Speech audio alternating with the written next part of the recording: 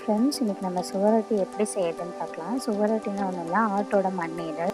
இந்த சுவரொட்டி ரத்த சோகை இருக்கிறவங்களுக்கும் அதே மாதிரி உடம்புல பிளட் கம்மியாக இருக்குது அப்படின்னு சொல்கிறவங்க இந்த சுவரொட்டியை 3 to 4 days எடுத்துக்கிட்டிங்கன்னா வீக்லி உங்களுக்கு 1 monthலேயே நல்ல சேஞ்ச் கிடைக்கும். இந்த சுவரொட்டி எப்படி செய்யுதுன்னு பார்க்கலாம் வாங்க. ஃபஸ்ட்டு இந்த சுவரொட்டியை ஒரு மிதமான சூட்டில் உள்ள தண்ணியில் போட்டு அதில் மேலே இருக்க ஸ்கின் எல்லாம் எடுத்துக்கோங்க. அந்த ஸ்கின் வந்து சாப்பிட்றதுக்கு கொஞ்சம் டிஸ்டர்பன்ஸாக இருக்கும். ஸோ அந்த ஸ்கின் எல்லாம் ரிமூவ் பண்ணிக்கோங்க. அதுக்கப்புறம் அது இந்த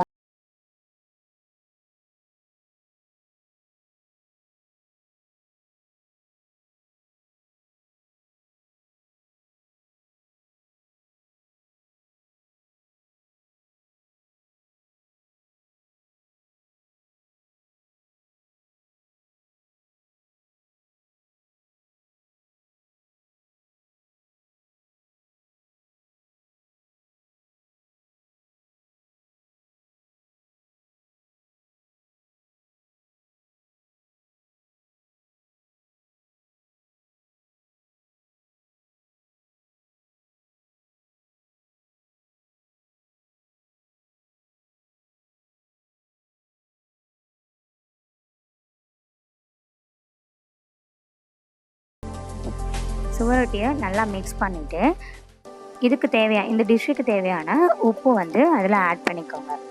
உப்பு உங்களுக்கு எவ்வளோ தேவைப்படுதோ அவ்வளோ உப்பு அதில் ஆட் பண்ணிக்கோங்க. சால்ட் ஆட் பண்ணிவிட்டு நல்லா மிக்ஸ் பண்ணி விட்டுக்கோங்க.